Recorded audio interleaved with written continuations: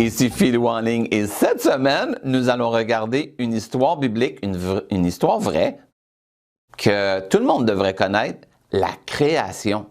Oui, comment est-ce que Dieu a créé toutes choses? Et notre histoire, c'est la création, mais notre animal avec Skyler, devine.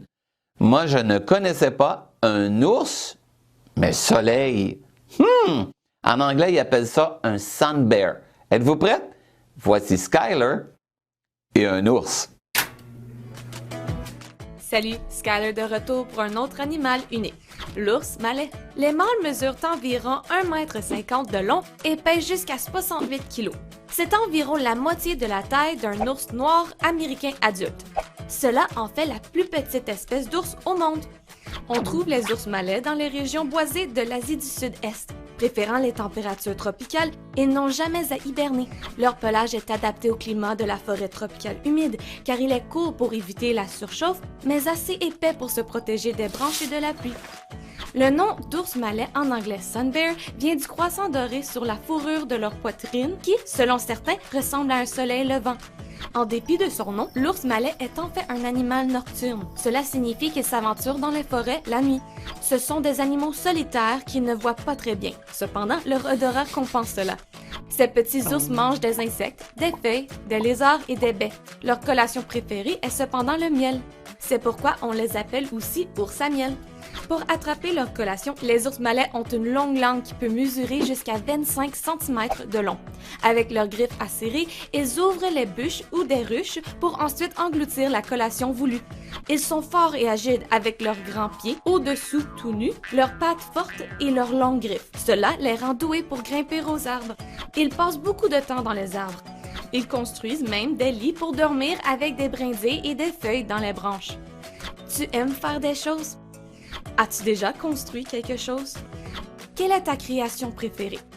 L'ours malais crée un lit à partir de ce qu'il est capable de trouver autour de lui. Il prend des feuilles et des brindilles qu'il peut trouver.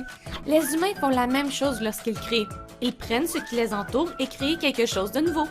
Imagine ce qui pourrait être fait si tu pouvais faire n'importe quoi. Quand Dieu pouvait faire n'importe quoi, il a créé le monde. La Bible dit, au commencement, Dieu créa les cieux et la terre. Il a aussi créé les océans, les arbres, les animaux et toi. Dieu a tout créé. Wow! Un ours qui rassemble des choses pour pouvoir faire son lit. Il crée. Oui, c'est un créateur, comme notre papa dans le ciel est un créateur.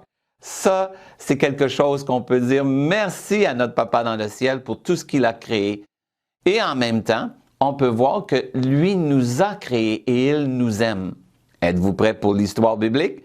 Une histoire vraie? La création de la Genèse. Regardons ensemble.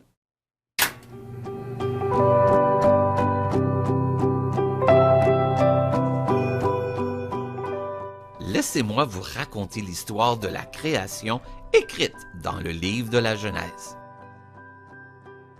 La Bible nous dit qu'au tout début, Dieu a créé les cieux et la terre. Ce n'est pas arrivé par accident ou par hasard. Tout a été planifié et contrôlé par Dieu. La terre était une masse informe et vide, une noirceur d'encre. L'Esprit de Dieu planait comme un oiseau au-dessus de l'eau. Puis Dieu a dit que la lumière soit.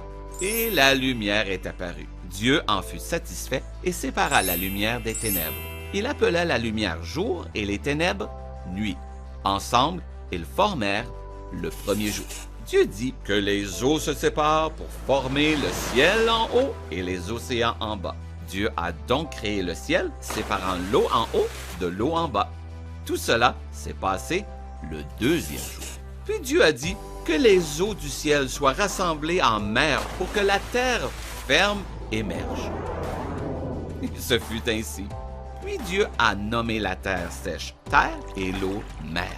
Et Dieu fut satisfait. Il ordonna que la terre regorge d'herbes, de plantes à graines et que les arbres fruitiers portent des graines dans leurs fruits afin que ces graines produisent les plantes et les fruits dont elles sont issues. Il en fut ainsi et Dieu en fut satisfait. Tout cela se passa le troisième jour. Alors Dieu dit que des luminaires brillants apparaissent dans le ciel pour éclairer et faire le jour et la nuit. Elles feront apparaître les saisons et marqueront les jours et les années.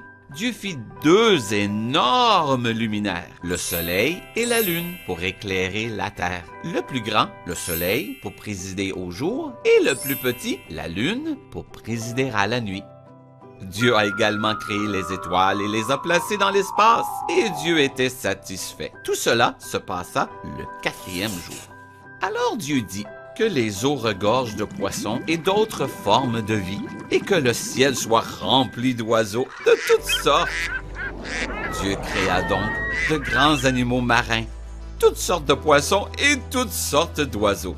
Multipliez et remplissez les océans, leur dit-il. Et aux oiseaux, il dit que votre nombre augmente. Dieu vit que tout était bon, et cela se termina le cinquième jour. Et Dieu a dit que la terre ait toutes sortes d'animaux, bétail, reptiles et animaux sauvages de toutes sortes.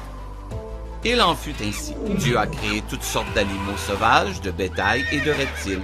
Et Dieu était satisfait de ce qu'il avait fait. Alors Dieu a dit, faisons un homme, quelqu'un comme nous, pas comme les animaux. L'homme doit être le maître de toute vie sur la terre, dans les cieux et dans les mers. Dieu a donc créé l'homme et la femme.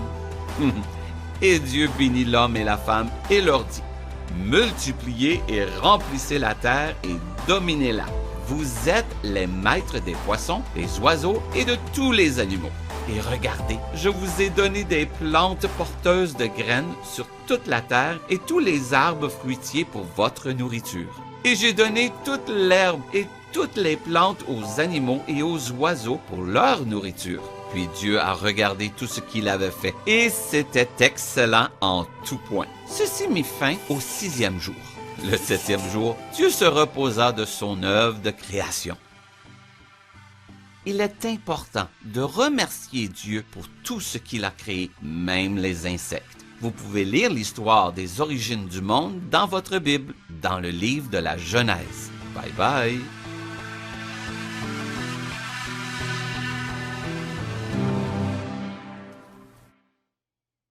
Wow! Tu as vu? Dieu a créé toutes choses. Et c'est là qu'on voit dans notre Bible, dans Genèse 1:1, au commencement, Dieu créa les cieux et la terre. La première chose que Dieu a fait, c'est créer les cieux et la terre, et ensuite il a créé toutes les autres choses. Et même toi, oui, il t'a créé parce qu'il t'aime. Et il m'aime, il aime Philo aussi. Et c'est là qu'on voit qu'on peut dire merci à notre Papa dans le ciel pour tout ce qu'il a créé. Es-tu prêt pour l'histoire? Pas l'histoire, la mission de la semaine, on la regarde ensemble.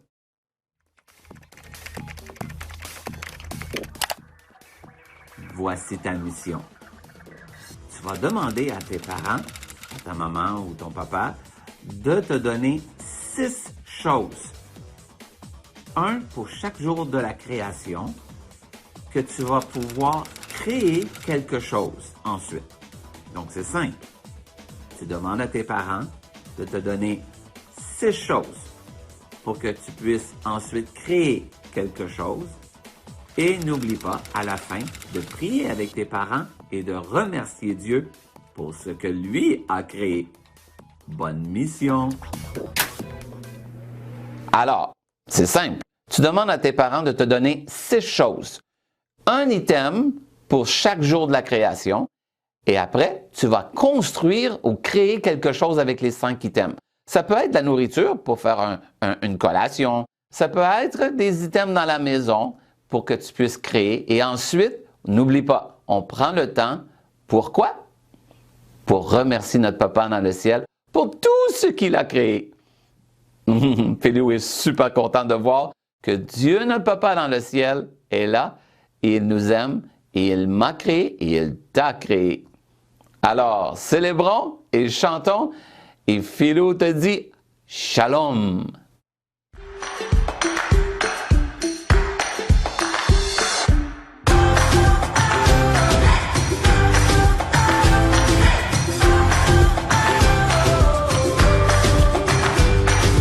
Dieu fit le monde, la terre,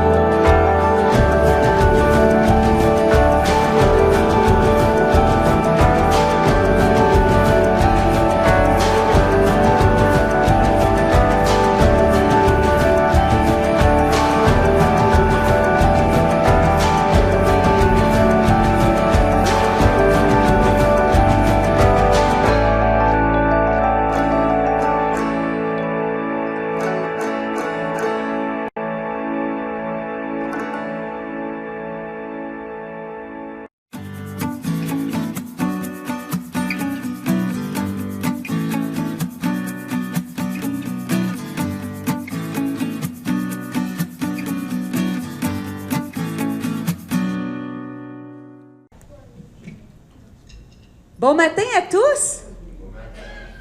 Bienvenue à l'église Le Carrefour. Peut-être que vous êtes ici dans la salle. Alors, on est pendant le COVID, alors on est très limité. Mais je sais que plusieurs d'entre vous, vous nous écoutez en pyjama dans votre maison. C'est correct.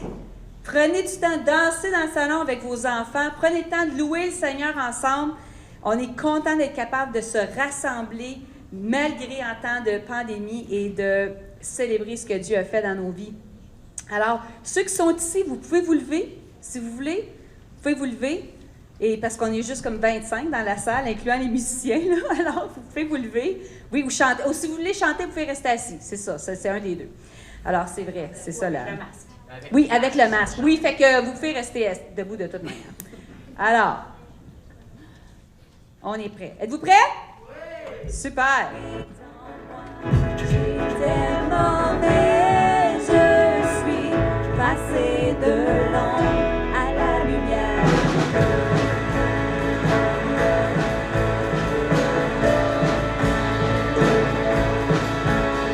Je peux me vanter que de la gloire et mon sauveur s'est offert pour moi.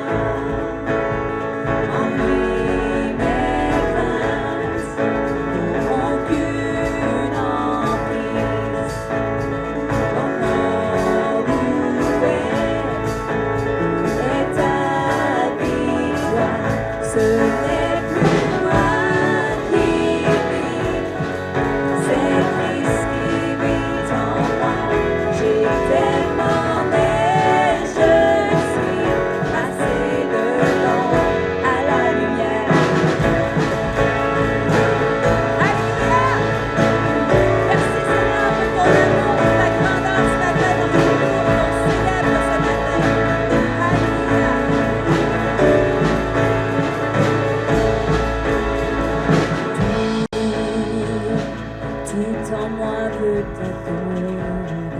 Chantez-le, tout en moi veut t'adorer. Tout en moi veut t'adorer.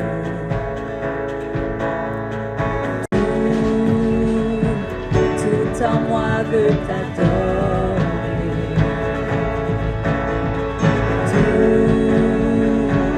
Tout en moi veut t'adorer.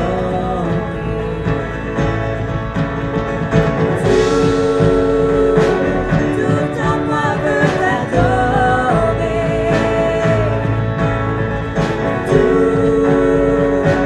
Tout en moi veut t'adorer. Ce n'est plus moi qui vis, c'est Christ qui vit en moi. J'étais mort mais je suis passé de l'ombre à la lumière. Seigneur, mon cœur désire plus de toi, mon cœur recherche ta face, alors je cède à toi. Et tout en moi est ému par ton amour, captivé par qui tu es. Conduis-moi à te connaître plus encore. Je veux m'approcher de toi, laisser mes peurs derrière moi. Seigneur, viens toucher ma vie à nouveau. Oh, oh, oh, oh, oh,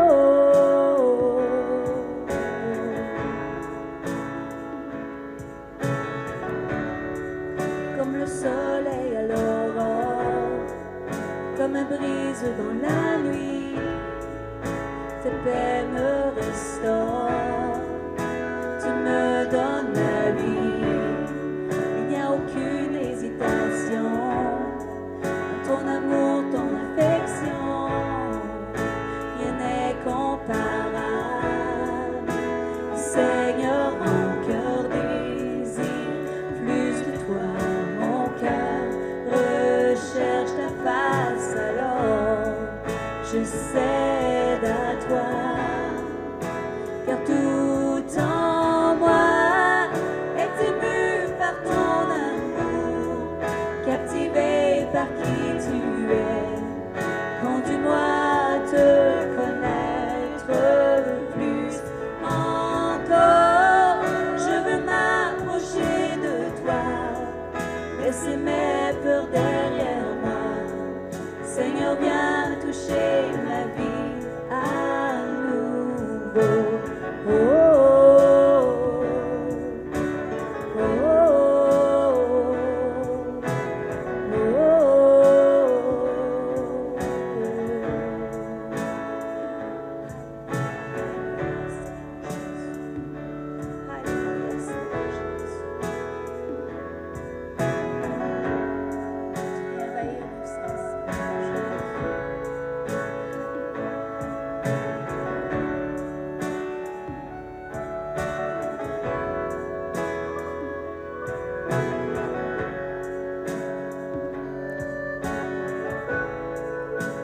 toi j'ouvre mon cœur, Seigneur. Toi j'ouvre mon cœur à jamais. Fais ce que toi seul sais faire. Jésus, viens régner dans ma vie. À toi j'ouvre mon cœur, Seigneur. Ouvrez mon cœur ce matin. À toi j'ouvre mon cœur à jamais. Fais ce que toi seul sais faire. Jésus, viens régner dans ma vie.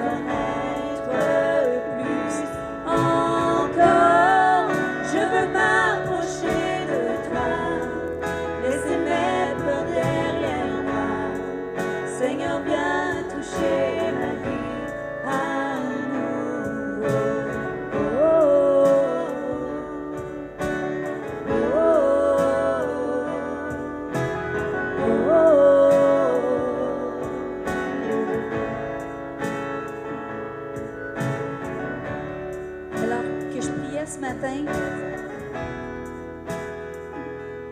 Une question qui m'est venue à l'esprit, c'est quand la dernière fois qu'on a été ému par l'amour de Dieu?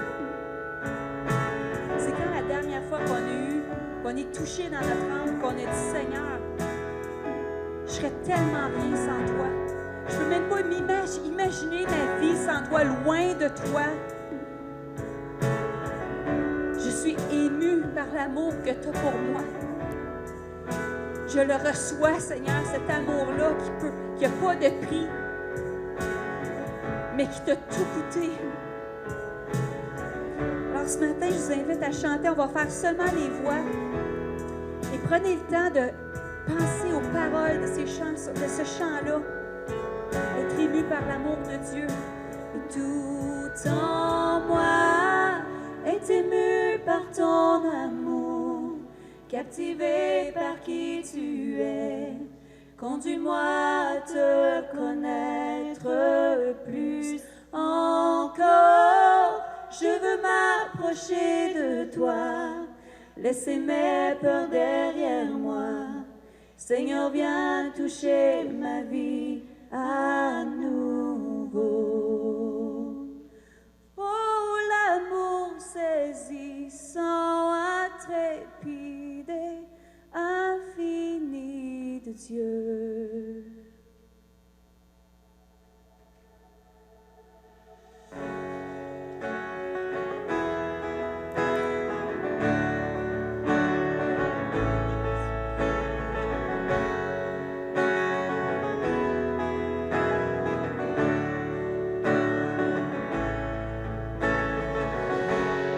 Dans mes premiers mots, j'étais le sujet de ta joie. Tu as été si bon envers moi. Alléluia. Avant mon premier souffle, tu as soufflé la vie en moi. Tu as été si bon envers moi. Oh, l'amour saisissant, intrépide et infini de Dieu. Il se bat pour ma vie et me poursuit, me ramène à lui. Je suis indigne de ton sacrifice, mais pour moi tu as tout donné. Oh, l'amour saisissant, intrépide et infini de Dieu.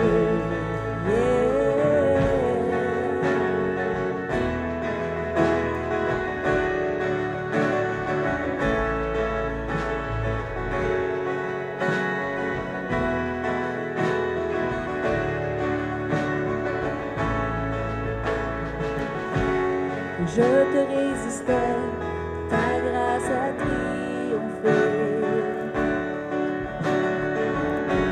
Tu as été si bon envers moi. Je doutais de ma valeur, mais tu as payé le prix.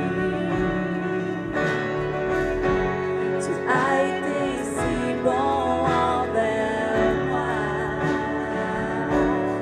Oh, l'amour saisissant, intrépide et infini de Dieu. Il se bat pour ma vie et me poursuit, me ramène à lui. Je suis indigne de ton sacrifice, mais pour moi tu as tout donné.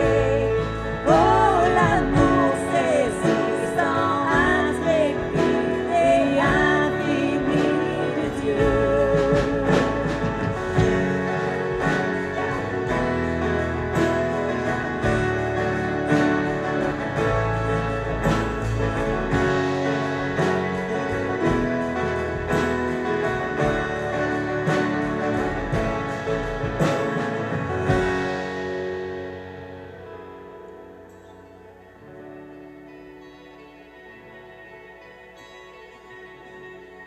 Alléluia, Seigneur. Merci, Seigneur, pour cet amour qu'on chante. Les murailles sont renversées, les montagnes traversées, quand tu me poursuis. Chantez-le ce matin. L'obscurité chassée, les mensonges fracassés, quand tu me poursuis. Les murailles sont renversées, les montagnes traversées, quand tu me poursuis. L'obscurité chassée, les mensonges fracassés, quand tu me poursuis. Oh, les murailles sont renversées, les montagnes traversées, quand tu me poursuis. L'obscurité chassée, les mensonges fracassés, quand tu me poursuis. Oh, l'amour c'est si sans intrépide et infini de Dieu. Il se bat pour ma vie et me poursuit, me ramène à lui. Je suis indigne de ton sacrifice, mais pour moi tu as tout donné. Oh, l'amour c'est si sans intrépide et infini de Dieu.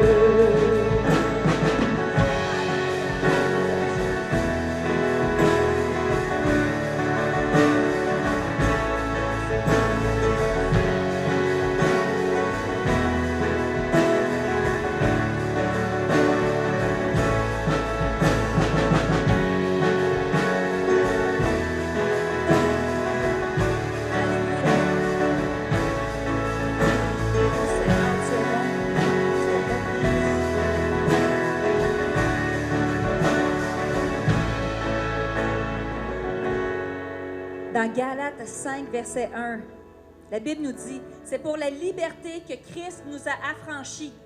Demeurez donc fermes et ne vous laissez pas mettre de nouveau sous un joug, sous le joug de la servitude. » Puis qu'est-ce qui nous rend libres? La Bible nous dit que c'est l'amour de Christ qui nous rend libres.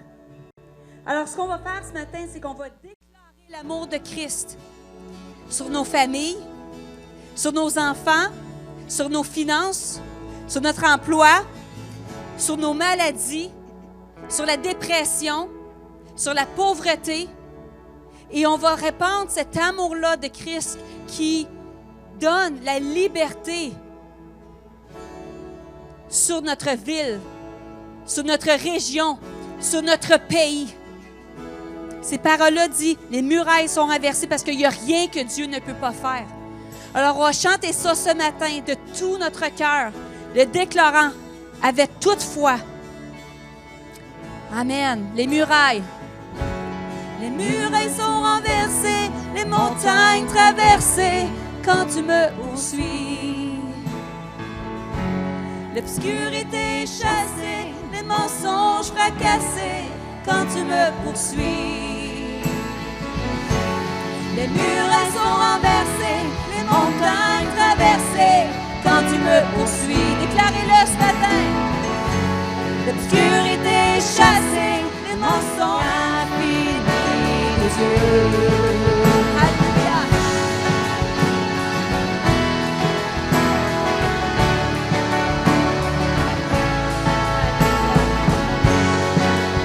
Alléluia.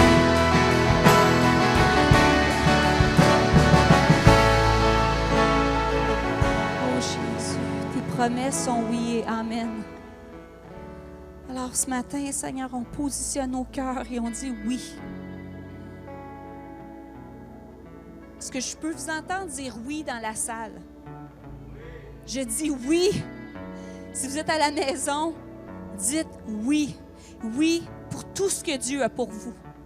Rien d'autre que la totalité. Quand Jésus dit, je suis venu pour vous donner la vie et la vie en abondance, alors tout ce qui est moins que ça, Seigneur, on le rejette et on va à ta poursuite. Seigneur, toi, Seigneur, tu es venu à notre poursuite.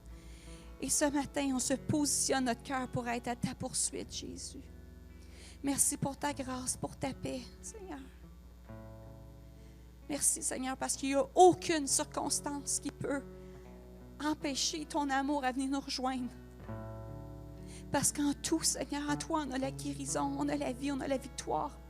En toi, Seigneur, on ne fait pas juste survivre, on est triomphant. Merci, Éternel. Merci, Éternel, pour ta grâce. Pour cet amour, Seigneur, qui nous libère.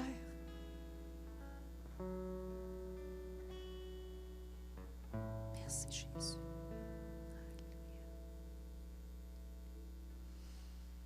Amen. Amen. Vous pouvez prendre vos places.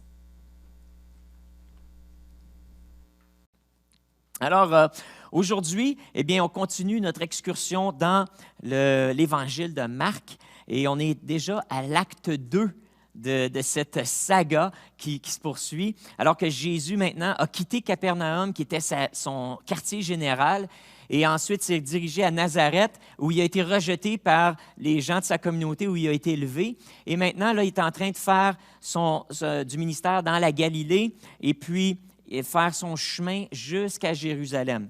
Et alors, on suit l'histoire de Jésus. Puis Marc, au chapitre 6, au verset 14, ici, c'est intéressant. On dirait qu'il brise un peu le flot de son histoire et puis nous raconte un petit épisode de la vie de Jean-Baptiste.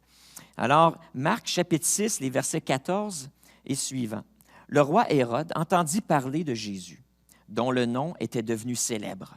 Et il dit, « Jean-Baptiste est ressuscité des morts, et c'est pour cela qu'il se fait par lui des miracles. » Et d'autres disaient, « Mais non, c'est Élie, le prophète. » Et d'autres disaient, « Non, c'est un autre prophète, comme l'un des prophètes de l'Ancien Testament. » Mais Hérode, en apprenant cela, disait, « Ce Jean que j'ai fait décapiter, c'est lui qui est ressuscité. » Car Hérode lui-même avait fait arrêter Jean et l'avait fait lier en prison à cause d'Hérodias, femme de Philippe, son frère, parce qu'il l'avait épousée.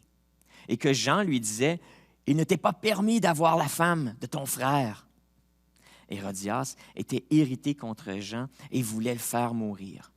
Mais elle ne le pouvait pas, car Hérode craignait Jean, et le connaissant comme un homme juste et saint. Il le protégeait. Et après l'avoir entendu, il était souvent perplexe et l'écoutait avec plaisir. Cependant, un jour propice arriva lorsque Hérode, à son anniversaire de naissance, donna un festin à ses grands, aux chefs militaires et aux principaux de la Galilée.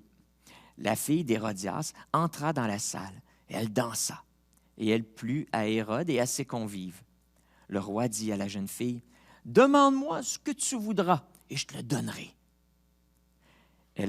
Il ajouta avec serment, « Ce que tu me demanderas, je te le donnerai, fût-ce même la moitié de mon royaume. » Étant sortie, elle dit à sa mère, « Que demanderai-je? » Et sa mère répondit, « Demande la tête de Jean-Baptiste. » Elle s'empressa de rentrer aussitôt vers le roi et lui fit cette demande. « Je veux que tu me donnes à l'instant, sur un plat, la tête de Jean-Baptiste. » Et le roi fut attristé. Mais à cause de ses serments et des convives, il ne voulut pas lui faire un refus. Il envoya sur le champ un garde, avec ordre d'apporter la tête de Jean-Baptiste. Et le garde alla décapiter Jean dans la prison et apporta la tête sur un plat, la donna à la jeune fille et la jeune fille la donna à sa mère. Et les disciples de Jean, ayant appris cela, vinrent prendre son corps et le mirent dans un sépulcre. Wow! Toute une histoire pour un dimanche familial. Ça donne comme ça. On suit l'ordre de la Bible. Alors, puis aujourd'hui, on a plusieurs enfants avec nous autres. Quelle histoire, les enfants, hein? De Jean-Baptiste qui a perdu la tête. Mais pas parce qu'il était capoté, pas parce qu'il était fou ou parce qu'il avait trop de fun. Mais dans ce cas-ci, il a perdu la tête à cause de son témoignage, à cause de l'appel qui était sur sa vie et à cause qu'il a mis sa vie au service de Dieu et qu'il avait fait cet engagement-là, coûte que coûte. Seigneur, même si ça me coûtait ma vie, je vais faire ce que tu me demandes. Et voilà qu'il a prêché fidèlement pendant des années la venue du royaume de Dieu et la venue du Messie. Jean-Baptiste, le précurseur de Jésus, qui prêchait avec ferveur dans le désert, avec son habit fait de peau de chameau, en mangeant ses sauterelles pour dîner. Et voilà, il prêchait, et il était devenu populaire. Les gens venaient de partout dans le pays pour écouter cet homme-là qui prêchait dans le désert. Il ne prêchait pas dans des grandes salles, il ne prêchait pas dans les synagogues, mais il prêchait sous la voûte du céleste. Et puis, les gens venaient écouter. Ils criaient dans le désert, « Repentez-vous, repentez-vous, car le royaume des cieux est proche. Repentez-vous, car le Messie est à la porte. » Et les gens étaient fascinés par ce personnage-là, un peu étrange, mais en même temps qui leur rappelait justement ici le prophète Élie et plusieurs des prophètes de l'Ancien Testament qui eux aussi prêchaient avec beaucoup d'audace, avec beaucoup de zèle, prêchaient avec autorité et parfois qui étaient un peu étranges eux aussi. Et voilà que les gens disaient, mais c'est Élie qui est là, qui est parmi nous. Vous savez, Élie, c'est un homme qui n'était jamais mort, hein? On parle d'Élie ici, et puis les gens avaient toujours cette espérance qu'Élie allait revenir parce qu'Élie avait été enlevé au ciel sur un chariot, vous vous souvenez? Alors, cet homme-là n'avait jamais goûté à la mort, donc on savait qu'il avait été apporté vivant au ciel, et il y avait cette attente-là qu'Élie allait un jour revenir. En fait, il y avait des prophéties qui parlaient qu'Élie allait revenir avant le Messie, qu'il allait être le précurseur du Messie. Alors, voilà que Jean-Baptiste est là et qui prêche, et les gens disent, ça y est, c'est Élie qui est de retour. Et en fait, Jésus a confirmé ça. Il disait, oui, Jean-Baptiste était la voix dans le désert. Il était le Élie que vous attendiez. Mais pas Élie, celui qui avait été enlevé, mais en langage biblique, on dit un type, ou on dit quelqu'un qui avait le même esprit ou la même mission qu'Élie. Alors, voilà que Jésus dit, oui, c'est le Élie que vous attendiez, mais ce n'est pas le Élie qui s'est fait enlever, c'était quelqu'un qui était comme lui, qui a une mission semblable à la sienne, alors qui est là. Et Jean-Baptiste avait cette mission-là, un type d'Élie, et puis il prêchait. Et ça nous dit qu'Hérode aimait bien Jean. À part que Jean confrontait Hérode sur le fait qu'il avait marié la sœur de son frère. Là, parlons d'Hérode un petit peu. C'est qui ce Hérode-là? Parce que ce n'est pas le Hérode qui avait tué plein de bébés à Nazareth à la naissance de Jésus. Ça, c'était son père. On l'appelait Hérode le Grand. C'était un homme qui avait été mis là par l'empereur romain pour régner. Alors, c'était un homme qui avait été, Hérode, avait été élevé comme un juif dans la tradition des juifs, mais il n'était pas juif de naissance. En fait, son sang était plus arabe. Et puis, mais ses parents avaient vécu dans la Judée, qui avait été peuplée par des gens arabes, des gens de d'autres contrées qui étaient venus. Parce que quand les Romains envahissaient un pays, ce qu'ils faisaient, c'est qu'ils amenaient avec eux des immigrants, puis comment on appelle ça lorsqu'on peuple une contrée? Là, un matin, les mots m'échappent. On colonise. Donc, il avait amené des gens pour coloniser. Je n'ai pas eu mon café, moi, aujourd'hui, ça paraît. Coloniser, ouais, c'est ça. Si ce n'était pas à COVID, je pense que tu en prendrais une petite gorgée. Coloniser. Alors, puis la famille d'Hérode avait fait partie de ces gens-là, donc était venue pour coloniser, mais il s'était converti. Les parents d'Hérode et Hérode, le Grand, s'étaient convertis au judaïsme et avaient embrassé cette religion-là. Et puis, Hérode avait été établi ensuite comme roi dans la Judée pour régner. Et voilà que, à la mort d'Hérode, ce qu'il a fait, c'est que son royaume a été divisé entre ses 4 fils. Un d'entre eux était Hérode, le tétrarque, là, celui qu'on parle ici. Et puis ensuite, il y avait Philippe, qui était un autre frère, puis il y en avait 2 autres. Et puis, donc ces gars-là, les fils d'Hérode avaient été élevés à Rome, eux. ils ont été à l'école à Rome et ils ont été éduqués dans les voies romaines. Alors, c'est intéressant parce qu'ils étaient plus arabes, si on veut, de naissance, de sang, mais ils avaient grandi en Judée, dans la tradition juive, avec le judaïsme comme religion. Mais ensuite, son père les a envoyé les 4 gars à Rome pour être éduqués, recevoir l'éducation romaine à l'université là-bas, puis découvrir un peu la culture romaine, parce qu'ils savaient qu'à sa mort, ces gars prendraient le royaume. Donc, c'est important que les gars aient une connaissance de la culture romaine et puis aillent se faire des contacts à Rome. Donc, et commencer à se faire connaître là-bas en préparation pour éventuellement hériter du royaume. Et donc, les fils d'Hérode sont plus vieux, auraient dû hériter du royaume, mais a tenté d'assassiner son père. Après, il y a eu toutes sortes de complots. En fait, les 3 gars ont essayé, à un moment donné, se sont tournés contre leur père.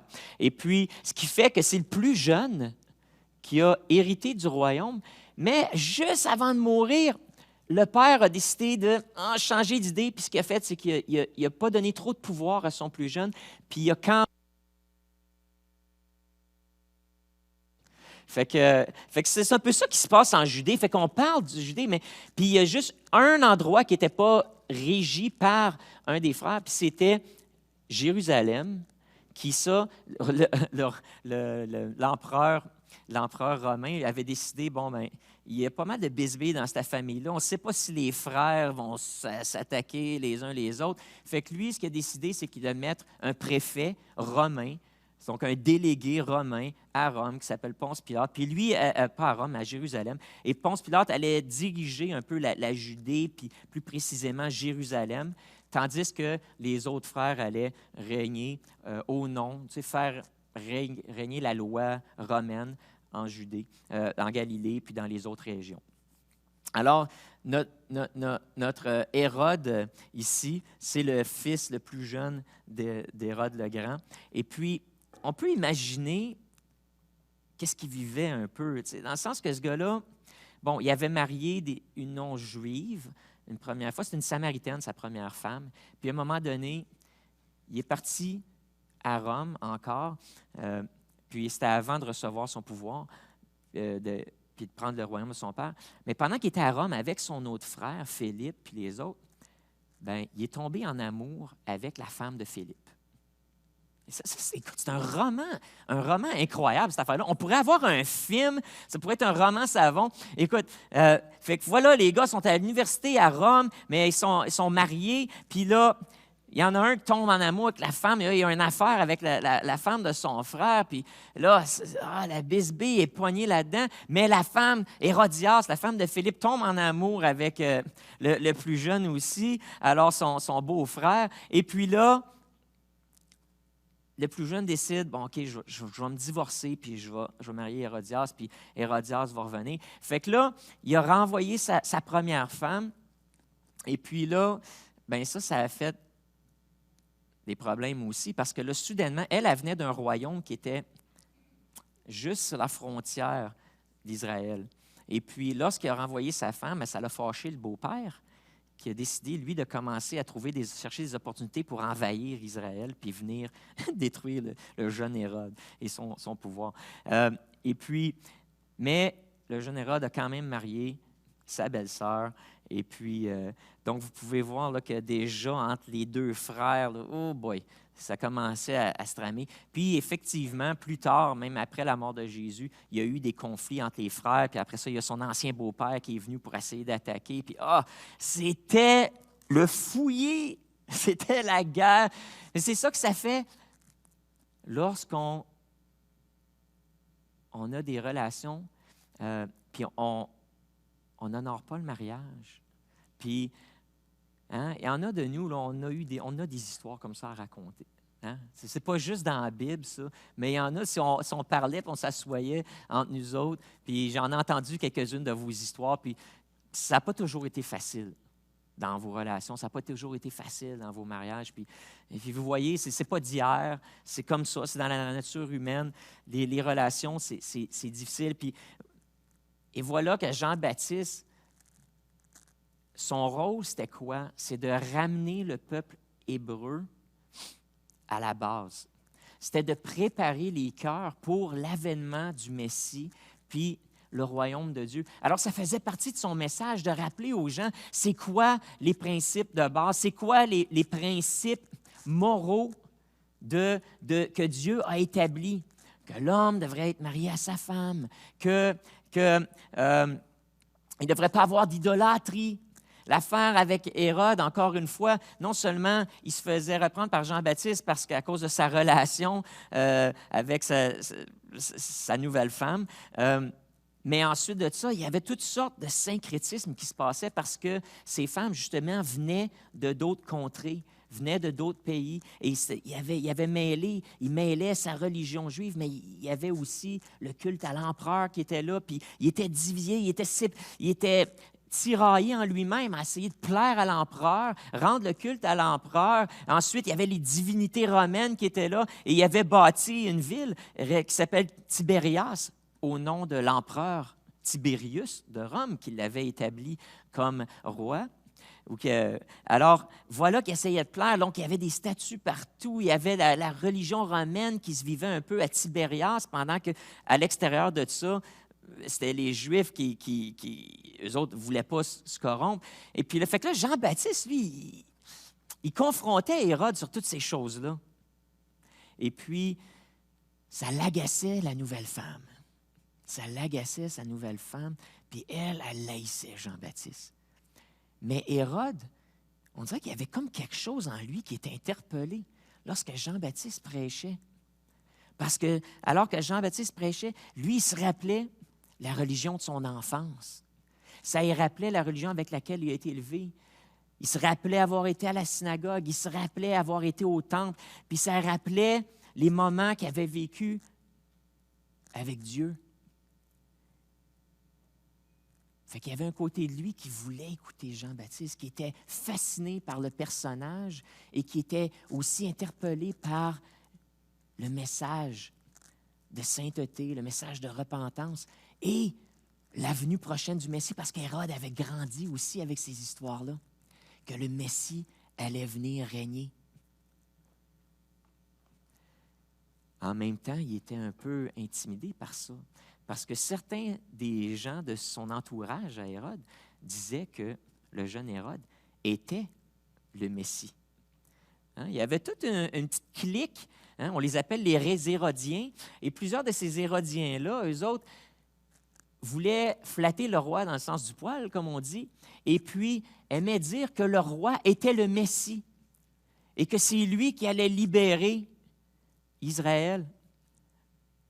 Fait que là, imagine ce gars-là. D'un côté, il y a des gens qui disent « T'es le Messie, c'est toi, là. Tu dois te lever, tu dois gagner du pouvoir, tu dois gagner la population parce qu'à un moment donné, c'est toi qui vas nous aider à nous libérer du joug des Romains. » Puis en même temps, il se dit, ben c'est les Romains qui m'ont mis là, c'est eux autres qui me protègent aussi, qui me fournissent des soldats, c'est eux autres qui prennent soin de moi, et j'ai du pouvoir, j'ai de l'autorité, j'ai une voix ici dans l'Empire, alors j'ai des possibilités d'avancement. Puis en même temps, il y a cet appel-là de Jean-Baptiste, puis de revenir à la religion de son enfance, d'arrêter le compromis. Alors il était tiraillé. Puis il vivait dans cette tension-là. Mais un jour, alors que c'est son anniversaire, que tous ses amis sont là, puis les grands du pays, puis les gens qui flattent dans le sens du poil, puis les gens qui ont du pouvoir dans la communauté, des gens qui sont au pouvoir, les chefs de son armée. Donc, souvent, d'ailleurs, dans ces temps-là, encore comme aujourd'hui, s'il y a une mutinerie dans un gouvernement, ça vient souvent des chefs militaires. C'est eux qui sont capables de renverser des gouvernements. Alors, il fallait qu'il garde les chefs militaires dans sa poche. Alors, ils sont là à sa fête. Et puis, voilà que Salomé, ça, on ne le voit pas dans la Bible, le nom de la fille d'Hérodias, mais c'est un historien qui s'appelle Joseph, qui est un historien du premier siècle qui nous donne le nom de cette jeune fille-là. Salomé est venue danser, et puis voilà que dans l'engouement, puis certains diront qu'il s'est fait attiser, ses passions étaient attisées à ce moment-là. Puis là, dans un moment de vouloir plaire à Salomé, puis dans un moment d'extase, peut-être que tout le monde était sous aussi, puis tu dis des niaiseries, puis tu fais des folies quand tu es sous. Hein? Certains se souviendront de leur ancienne vie. Et puis, peut-être de là que les problèmes de mariage ont commencé. On voit toutes sortes d'affaires, là. Des liens qu'on peut faire. Alors qu'il était là, qu'il était sous, enivré, attisé, puis là, il dit, « Salomé, demande-moi ce que tu veux. Ta danse était tellement belle. Demande-moi ce que tu veux, même si c'est la moitié de mon royaume, puis je te le donne à soir. C'est pas juste ma fête, c'est la tienne. » Voilà que Salomé s'en va voir sa mère. Puis il dit, « Maman, qu'est-ce que je devrais demander? Qu'est-ce que je devrais demander? » Et Hérodias, comme Jézabel avec Élie. Là, on commence à voir les liens. Là. Vous voyez, Jean-Baptiste, un type d'Élie, mais là, on a Hérodias qui est un peu comme un type de Jézabel, qui, elle, s'en était pris au prophète Élie et qui voulait le faire tuer. Hein, vous vous souviendrez de cette histoire dans l'Ancien Testament? Alors, on a maintenant un type Jézabel, Hérode qui pourrait être un type d'Akab, qui est un mauvais roi, qui est un roi qui est corrompu, qui est compromis, qui fait du syncrétisme. Alors, voilà, et Jean-Baptiste, qui est un type d'Élie. Voilà la dynamique. Alors, c'est intéressant parce que Marc, je pense, c'est intentionnel qu'il a mis ça là-dedans, justement pour faire référence à cette histoire-là de l'Ancien Testament. Et là, il fait les parallèles. Mais Hérodias, contrairement à Jézabel qui n'a pas réussi à tuer Élie, dans ce cas-ci, Hérodias, elle, demande la tête du prophète. Et parce que le roi, pour qui c'était plus important sa réputation, de garder son pouvoir, de garder ses amis, a décidé de faire décapiter Jean pour ne pas perdre la face ou la tête devant ses amis. En tout cas, bon, une petite vite. Merci de rire, c'est le fun, ça m'encourage. C'est pour ça que ça prend du monde dans la salle. Si j'étais tout seul chez nous devant la caméra, je ne pourrais pas faire. Alors, voilà que c'est fait. Je pense à une autre chose aussi, pourquoi Marc a pris le temps de mettre cette histoire-là dans son évangile, c'est parce que à l'époque où lui, vous vous souviendrez, j'ai dit, Marc a écrit aux chrétiens qui sont à Rome. Donc, son évangile a été écrit pour les Romains, à une époque où peut-être déjà Pierre avait été capturé et mis en prison, et qu'on savait que la vie de Pierre allait bientôt terminer. Et les chrétiens de Rome ont dit, mais on a besoin de quelque chose. Pierre nous a prêché son évangile, nous a prêché la parole, nous a amené le salut, mais on n'a rien pour nous prendre ce message-là puis l'apporter à d'autres. Alors, ils ont dit, Marc, toi, tu connais Pierre, tu as marché avec lui, tu as entendu ses prédications, tu as marché avec Paul aussi, tu as entendu l'histoire, tu connais les disciples, tu connais les apôtres. Alors, peux-tu écrire l'histoire et nous donner un outil que nous, on va pouvoir prendre ça puis aller prêcher. Et à une époque où déjà la persécution commençait contre les chrétiens. Alors, je pense que une des raisons pourquoi Marc a pris le temps de mettre ça là-dedans, c'était pour donner aux premiers chrétiens un exemple du premier martyr. Et on parle souvent d'Étienne, hein, qui, dans les Actes des Apôtres, qui était le premier martyr de l'Église. Mais le premier martyr dans le royaume de Dieu, le nouveau royaume de Dieu que Jésus-Christ est venu inaugurer, ce n'était pas Étienne, c'était Jean-Baptiste. C'était lui le premier, le précurseur de ce royaume-là. Et voilà que Marc, ici, prend le temps de rendre hommage à Jean-Baptiste et au sacrifice qu'il a fait pour l'Évangile, pour la cause du royaume de Dieu. Et c'était un encouragement, je pense, pour les chrétiens qui allaient venir après et qui allaient lire l'Évangile de Marc, qui, eux, vivaient dans une période de l'histoire où les tensions commençaient à monter et où Pierre allait être lui-même crucifié la tête à l'envers, l'histoire nous dit, où ce que Paul allait être décapité. Alors, il dit, ça rappelait aux chrétiens, Pierre, Paul, puis d'autres qu'on connaît, ce n'étaient pas les premiers. Ça fait partie du message de l'Évangile que c'est un message qu'on doit porter, mais qu'il y a une croix à porter. On a des sacrifices à faire. Il y a un prix à payer. Il y a un prix à payer.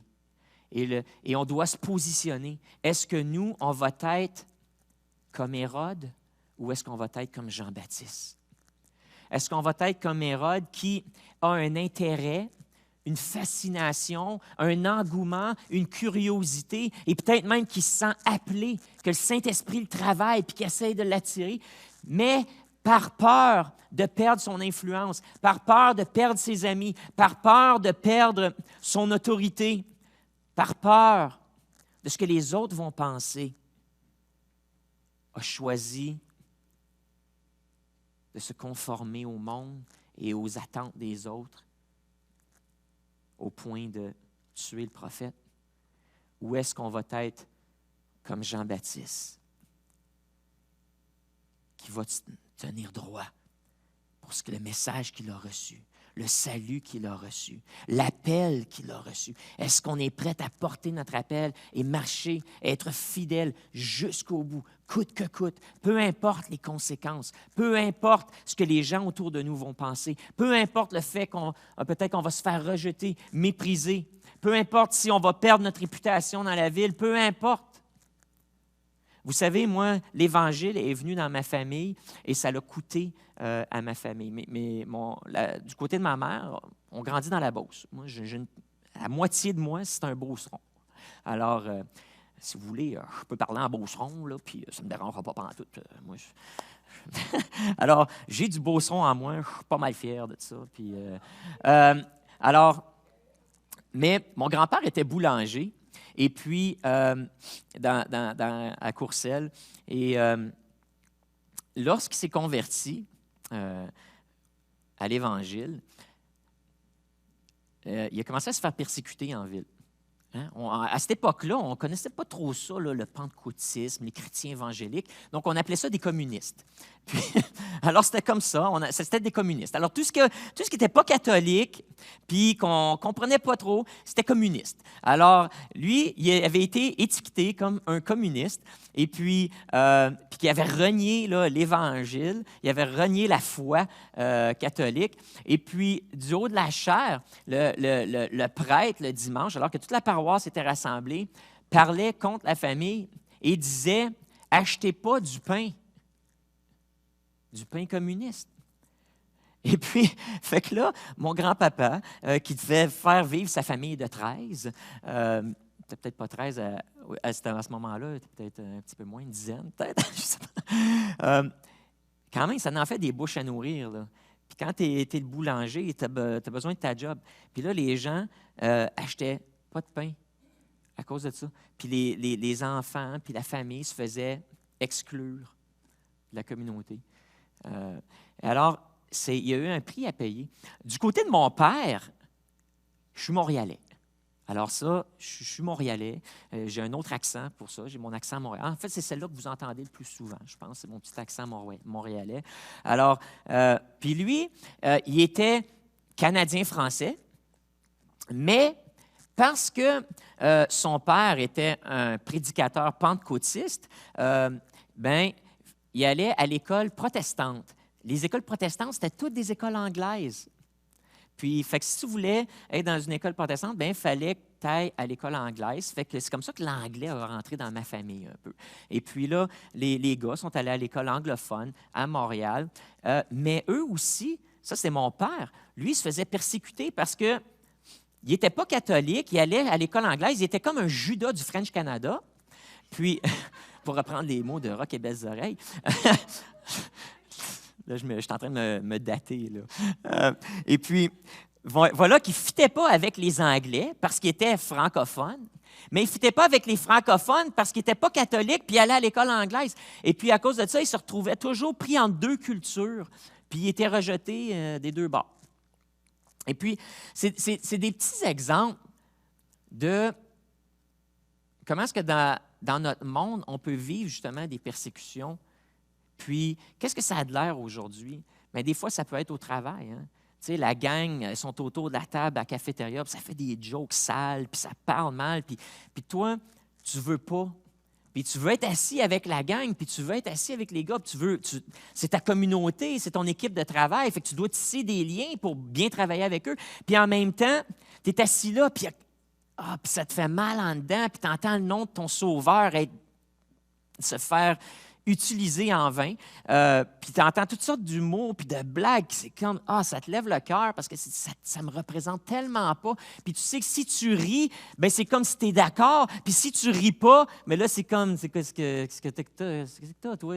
Tu ris jamais de nos jokes, puis tu sais, t'es bien weird. Puis là, fait que là, c'est ta réputation tu sais, auprès de ton équipe, puis c'est ta capacité de travailler avec eux. Alors, c'est le genre de choses comme ça. Mais cette histoire-là nous est donnée elle nous dit, il faut que tu te positionnes.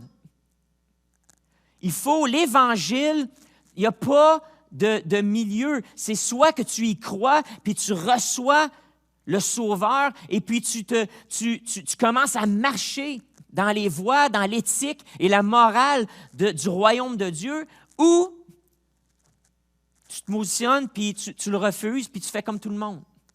Mais tu ne peux pas vivre entre les deux. Tu ne peux pas vivre entre les deux. Tu dois choisir. Puis c'est ça ici que Marc essaye de dire dans cette histoire-là. Tu vas-tu être comme Hérode ou vas-tu être comme Jean-Baptiste? Puis, en faisant ça, en mettant cette histoire-là, ce qu'il fait, c'est qu'il est en train de nous donner un petit aperçu aussi de ce qui s'en vient dans l'histoire. Hein? Les bons auteurs, qu'est-ce qu'ils font? C'est que dans leur histoire, ils vont toujours laisser des indices du dénouement à venir. Puis là, ça permet à l'auditoire de commencer à essayer de deviner qu'est-ce qui va se passer dans l'histoire. Comment ça va finir, cette histoire-là? Bien là, si tu es bon, tu vas capter les petits indices que l'auteur ou le directeur du film a placés dans le scénario pour te laisser deviner peut-être ce qui est à venir, pour qu'il commence à te préparer un peu. Puis ici, Marc, un super bon écrivain, là, il fait exactement ce que tout bon écrivain fait, c'est qu'il place une histoire dans le texte qui laisse présager ce qui s'en vient et ce qui va arriver à Jésus plus tard. Que l'Évangile, puis le royaume de Dieu, c'est un royaume qui n'est pas de ce monde. Et que ça se peut, comme Jean-Baptiste et comme Jésus, que tu vas devoir vivre sur terre dans ce royaume-là, mais que ça va te coûter quelque chose. Ça peut te coûter ta réputation, ça peut te coûter ton patrimoine, ta fortune. Dans certains d'entre vous, ça vous a coûté des relations, ça vous a coûté votre mariage. Il y a des gens dans notre Église que de suivre le Seigneur, ça leur a coûté un mariage parce que leur conjoint les a quittés à cause de leur foi.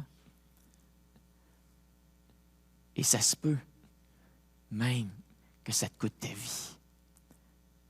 On ne le connaît pas beaucoup, ça, en Amérique du Nord, ce concept-là, mais c'est une réalité. C'est une réalité que des gens en France ont vécu récemment lorsqu'ils sont allés à l'église pour célébrer et que des djihadistes sont venus puis les ont littéralement égorgés. Il y en a pas un qui a été décapité aussi. Le professeur. Écoutez, je ne sais pas pour ce professeur-là, lui, il n'était pas à l'église, lui, c'était pour une autre raison, mais il y a des chrétiens qui étaient à l'église pour célébrer et qui ont été assassinés. Alors, ces choses-là, ça arrive encore aujourd'hui. Et l'histoire de Jean nous dit, est-ce que tu crois vraiment à ce que tu crois? Puis es-tu prêt d'aller jusqu'au bout? Parce que sur la terre, ça se peut que tu te retrouves dans une situation où il va falloir que tu payes le prix. Mais c'est correct. Puis l'encouragement aux chrétiens qui allaient lire ça, c'est que, parce que Marc le savait alors qu'il écrivait ça, que Pierre avait payé le prix, que Paul avait payé le prix déjà. Fait qu'il fallait qu'il laisse des exemples aux chrétiens qui allaient suivre. C'est correct. Si ça vous arrive, prenez courage. Vous n'êtes pas les premiers. C'est arrivé à Jean-Baptiste, c'est arrivé à Jésus, c'est arrivé à d'autres. C'est correct. Ça fait partie du fardeau, ça fait partie de l'appel qu'on a apporté. C'est de vivre dans cette tension-là entre le royaume des cieux et le royaume de la terre. Puis des fois, c'est au prix de notre vie, au prix de notre sang qu'on va rentrer au ciel. Alors, je termine avec ça. Puis c'est le défi que je vous lance aujourd'hui. Que vous soyez ici, dans le sanctuaire, que vous nous regardiez.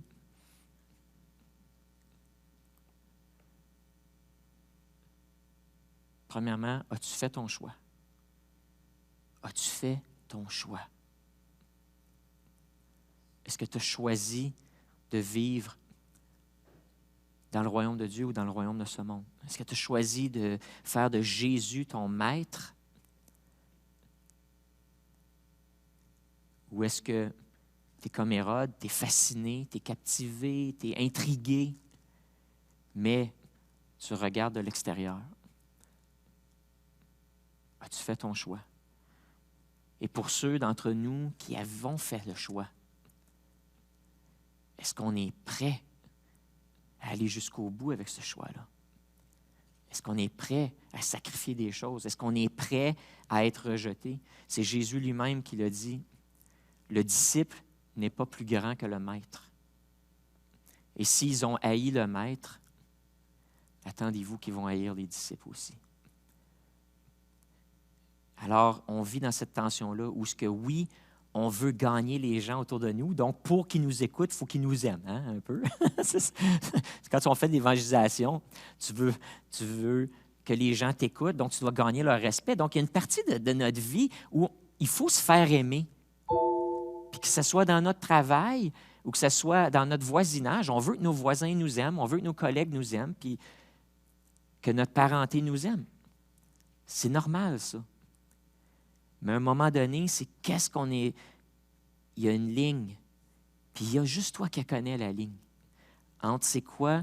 Entre faire les choses, être aimé, être respecté pour pouvoir avoir une voix dans la vie de ces gens-là, puis être aimé, respecté, puis juste pour vouloir être accepté, être aimé, puis de compromettre notre évangile, de compromettre nos valeurs, nos principes moraux. Chacun de nous, la ligne est à une différente place. Donc, c'est vraiment personnel. Mais la question que je vous pose, c'est, est-ce que tu tiens bon? Est-ce que tu marches droite? Est-ce que tu marches sans compromis? Ou est-ce qu'il y a du compromis? Et puis, il est là le levain. Plus tard, dans Marc chapitre 8, Jésus va dire, faites attention au levain des pharisiens puis au levain d'Hérode. Et voilà le levain d'Hérode. C'est une petite affaire, un petit compromis que tu laisses rentrer, mais que si tu le laisses puis tu continues de vivre dans ce compromis-là, de vouloir plaire, c'est que ça commence, ça grandit comme un peu de levain dans du pain qui fait lever toute la pâte. Ça vient, puis ça corrompt ta foi. Un petit compromis, il mène à un autre. Puis à un moment donné, il n'y a plus de différence entre nous, les croyants, et les gens qui ne sont pas. Et notre témoignage perd son efficacité. Et puis il y en a qui ont perdu leur salut à cause de ça. Qui ont perdu leur salut parce qu'ils ont arrêté de croire. Ça commence toujours juste avec un petit compromis. Alors, mon encouragement, c'est soyez fidèles. Sachez que si vous avez des temps durs à cause de votre foi, si vous n'êtes pas toujours aimé, respecté, des fois vous êtes persécuté au travail ou à l'ouvrage, ça fait partie de la game.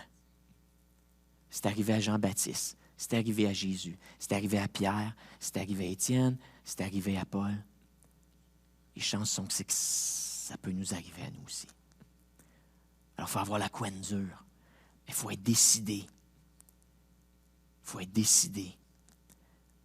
Alors, décidons aujourd'hui pour que quand ça va arriver, on va être prête. On va l'avoir vu venir.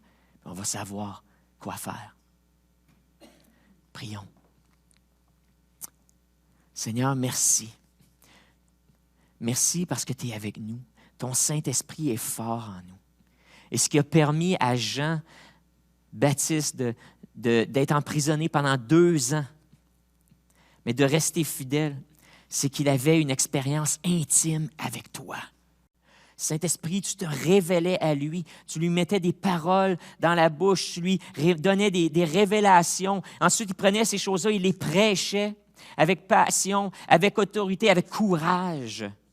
Même si ce n'était pas populaire, il était authentique, il était vrai, il n'était pas hypocrite.